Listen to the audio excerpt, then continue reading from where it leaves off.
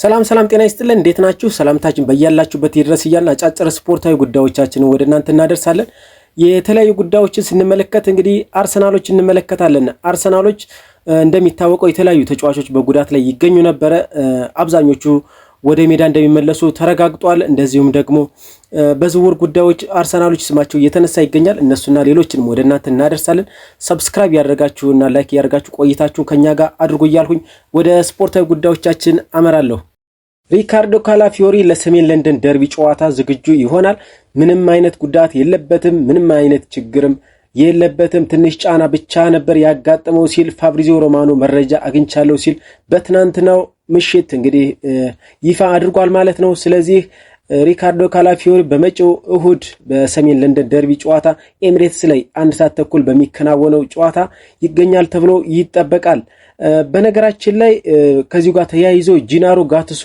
እንግዲህ በአርሰናል ደጋፊዎችና እንደዚሁም በብዙ ባለሙያዎች ላይ እየተሞከሰ ይገኛል ማለት ነው በተለይም ደግሞ ከካርሎ አንቸሎቲ አኳያ ሁለቱም ተጫዋቾች እንግዲህ ከጨዋታ በፊት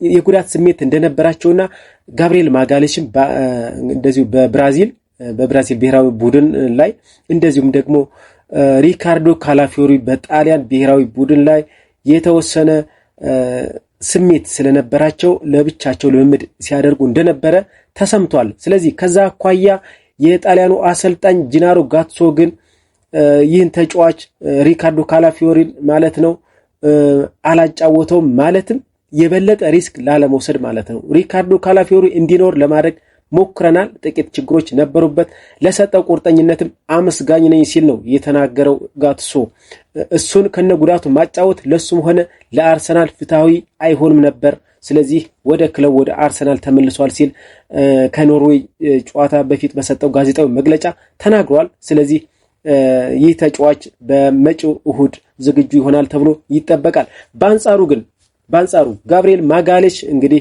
ከትናንት በስቲያ በነበረው የወዳጅነት ጨዋታ በነገራችን ላይ እዚሁ ኤሚሬትስ ስቴዲየም ላይ ነበር ይህ ጨዋታ እየተከናወነው የወዳጅነት ጨዋታ ነው ሆኖም ግን በርግጥ ብዙ እንግዲህ የትራንስፖርት ጉዞ አላደረገም ዘው ኤሚሬትስ ሰሜን ለንደን ላይ ነው ጨዋታው የተከናወነው ግን ይህ ጨዋታ በጣም አንገብጋቢ ጨዋታ አልነበረም እየተባለ እንግዲህ በብዙዎች ዘንድ በካርሎ አንቸሎቲ ላይ እንግዲህ ተቃውሞ የሚያሰሙ ሰዎች እየተናገሩ ይገኛሉ ማለት ነው ያን ያህል አንገብጋቢ ጨዋታ ስላልነበረ ትልልቅ ተጫዋቾችን ማሰለፍ ተገቢ አልነበረም በተለይም ደግሞ ጋብሪኤል ማጋሌስ ከዛ በፊት ብቻውን ልምምድ ሲሰራም ታይቷል ስለዚህ ስሜት ነበረበት እየተባለ ይነገራል ማለት ነው ሆኖም ግን በስተመጨረሻ በቋሚ አሰላለፍ ውስጥ ገብቶ ተጫውቷል ሆኖም በ64ኛው ደቂቃ ላይ በጉዳት ምክንያት ተቀይሮ ወጥቷል ይህ ጉዳት እንግዲህ ብዙዎችን እያሳሰበ ይገኛል በተለይም ደግሞ የአርሰናል ደጋፊዎችን በጣም አስደንግጧል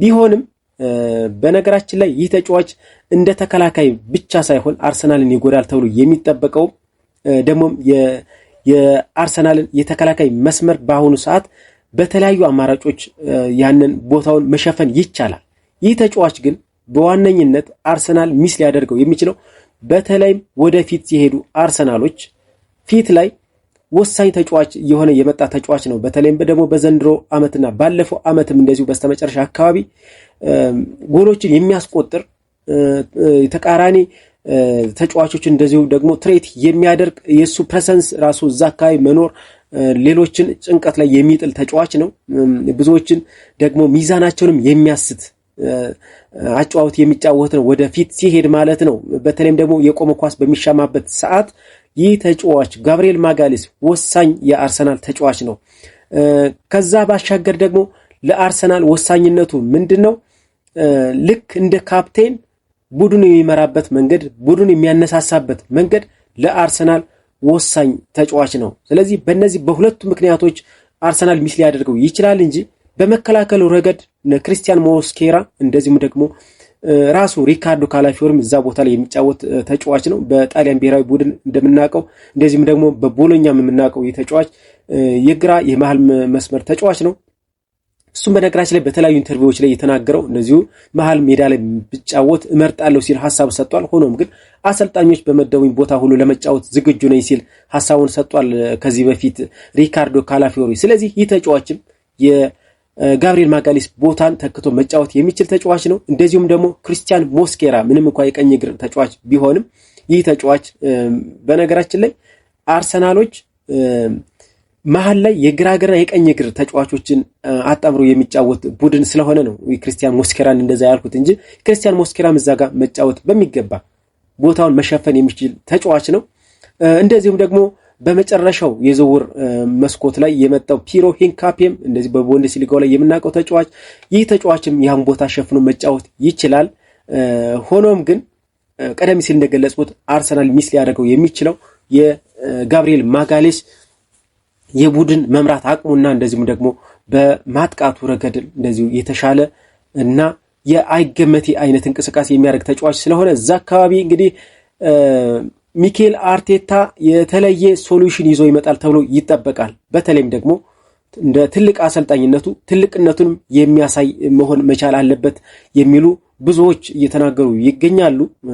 እንደ ዋና ምክንያት ደግሞ ስኳዱ ሰፋ ብሏል አርሰናል። ስለዚህ ይህን ስኳድ ደግሞ በአግባቡ የመጠቀምና እንደዚህ አይነት አጋጣሚዎች ሲገጥሙ ደግሞ ወዲያው ፊክስ በማድረግ የተለያዩ ስትራቴጂዎችን በመንደፍ የተለያዩ እንደዚህ ያጫወት ስልቶችንም በመንደፍ ያንን ቫካንት ቦታዎችን መሸፈንና ሚስ እንዳያደርገው ማድረግ የአሰልጣኙ ኃላፊነት ነው። ስለዚህ ሚኬል አርቴታ በአሁኑ ሰዓት የሚፈተንበት እና ይህም ቦታ ደግሞ እንዴት አድርጎ ሊጠግነው እንደሚችል የሱ ኃላፊነት መሆን አለበት። ያንንም ሊያስተካክለው እንደሚችል ደግሞ ብዙዎች እየተናገሩለት ይገኛሉ። እንደሚታወቀው ባለፈው ለ8 ተከታታይ ጨዋታዎች ምንም ጎል ያልተቆጠረበት ነበር አርሰናል። ሆኖም ግን ባለፈው በሰንደርላንድ እንግዲህ በአንድ ጨዋታ ለ8 ተከታታይ ጨዋታዎች ያልተቆጠረበት 2 ጎሎችን ያስተናገደው በቪክቶር ዮኬሬሽ ምክንያት ነው የሚሉ ደግሞ ብዙዎች አሉ። በዋናነት ደግሞ ይህ ተጫዋች እንግዲህ ቪክቶር ዮኬሬሽ እንደዚሁ እንደምናውቀው ፒውርሊ የ9 ቁጥር ተጫዋች ነው። ሆኖም ግን በመከላከሉ ረገድ የሱ ተጽዕኖም ከፍተኛ ነው።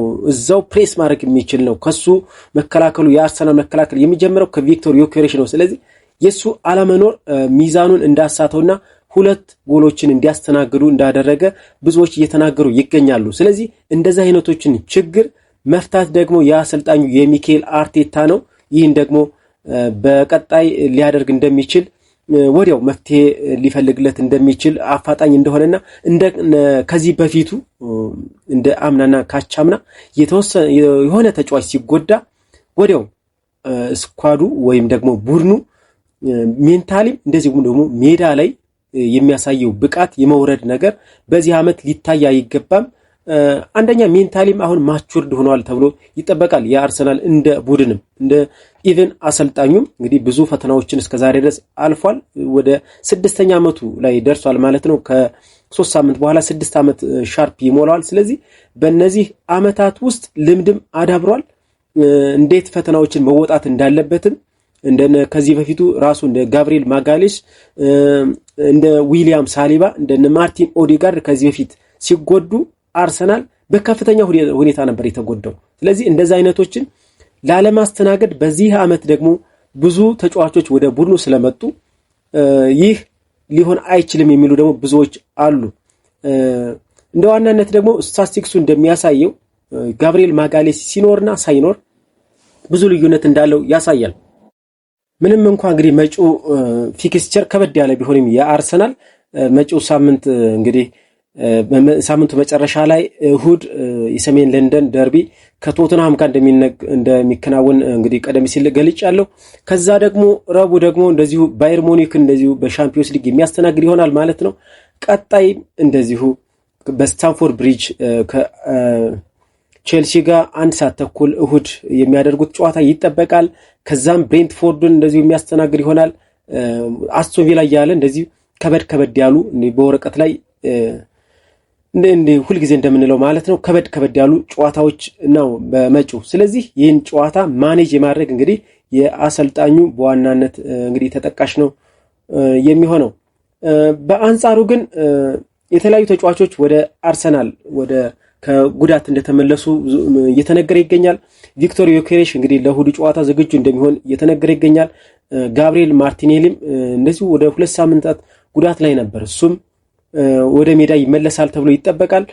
ማርቲን ኦዴጋርድ፣ ካይ ሃቨርዝ፣ ኖኒ ማዶኬ እንደዚሁም ደግሞ ጋብሪኤል ጀሱስ ራሱ ወደ ቡድኑ ይመለሳሉ ተብሎ ይጠበቃል። ምንም እንኳን ጋብሪኤል ጀሱስ በጉዳት ለብዙ ወራት ስለቆየ እንግዲህ ፊትነሱ ቶሎ ይመለስለታል ተብሎ ባይጠበቅም ሆኖም ግን የሱ ትጋት ወሳኝ ነው። በሜዳ ላይ እየተመለከትነው ነው። ሰሞኑን ልምምድ ሲሰራ በትናንትናው ዕለትም እንደዚሁ ተመልክተናል። ስለዚህ ወደ ሜዳ እነዚህ ወደ 6 የሚደርሱ ተጫዋቾች ይመለሳሉ ተብሎ ይጠበቃል። ይህ ሁሉ ማኔጅ የማድረግ እንግዲህ ኃላፊነት በሚኬል አርቴታ ላይ ይገኛል ማለት ነው። በሌላ በኩል ደግሞ አርሰናሎች በተለይም ደግሞ አንድሪያ ቤርታ በተጫዋቾች ኮንትራት ላይ ስራዎችን እየሰራ እንደሆነ ተሰምቷል።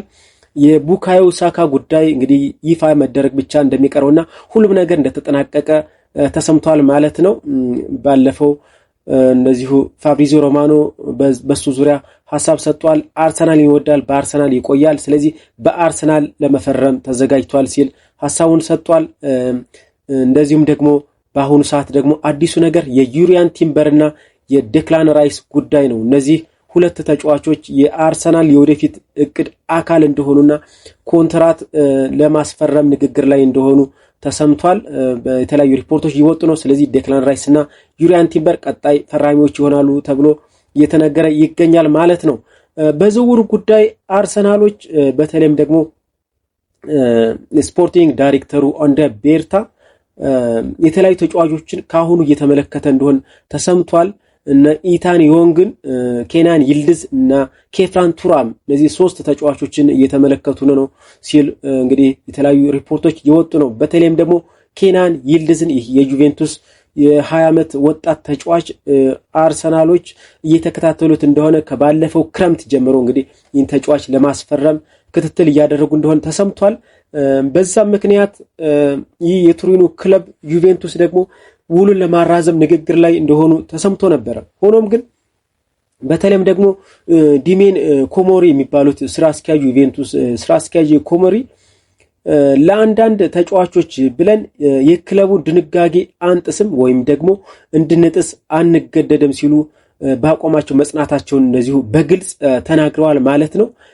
ያም ደግሞ ምንድነው የዩቬንቱስ እንደ ህግ የሚቆጠረው አንድ ተጫዋች በአመት ደሞዙ 6 ሚሊዮን ዩሮ መብለጥ የለበትም ወይም ከዛ በላይ መክፈል አንችልም የሚል እንግዲህ በድንጋጌያቸው ላይ እንዳለ ይታወቃል። ስለዚህ ይህ ተጫዋች ከዛ በላይ ጥያቄ እንዳቀረበ ነው እንግዲህ የተለያዩ ሪፖርቶች እየወጡ ያሉት። በተለይም ደግሞ ፉትቦል ኢታሊያ ከ6 ሚሊዮን ዩሮ በላይ ጥያቄ እንዳቀረበ፣ በአሁኑ ሰዓት ግን 28000 ሳምንታዊ፣ በነገራችን ላይ በጣም ትንሽ ነው ይሄ 28000 ሳምንታዊ ደሞዝ እየተቀበለ እንዳለና በአመት ደግሞ 1.5 ሚሊዮን ዩሮ ብቻ እየተከፈለው እንዳለ እንደዚህ ፉትቦል ኢታሊያ ዘግቧል ማለት ነው።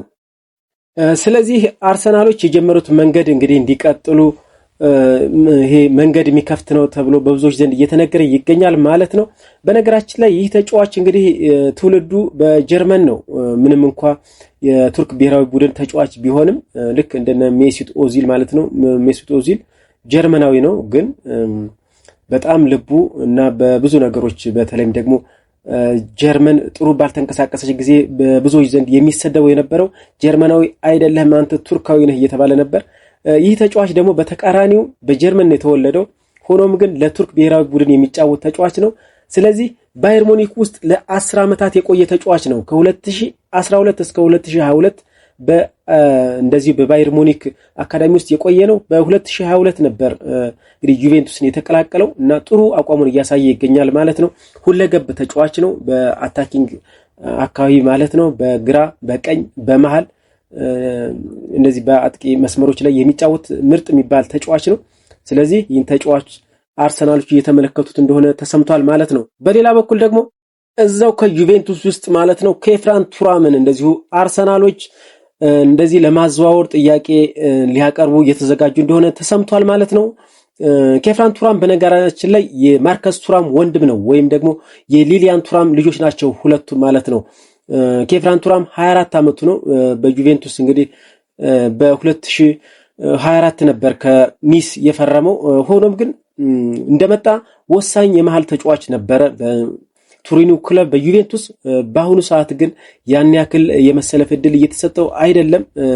አሰልጣኞችም እየተቀያየሩ ሲሆን የተለያየ ስትራቴጂ እየነደፉ ስለሚመጡ ለሱ የሚመች እንግዲህ ጨዋታ እየቀረጹ ስላልሆነ እሱም ደስተኛ አይደለም። ለመልቀቅ ሐሳብ እንዳለው በብዙዎች ዘንድ እየተነገረ ይገኛል ማለት ነው። በተለይም ደግሞ ፉትቦል ኢታሊያ እንደዘገበው ከሆነ ይህ ተጫዋች ሳምንታዊ ደሞዙ 71,000 ዩሮ ነው። ከቅድም ከይልዝ በጣም ብዙ የተሻለ ነው። ስለዚህ እና እስከ 2029 ኮንትራት ያለው ተጫዋች ነው።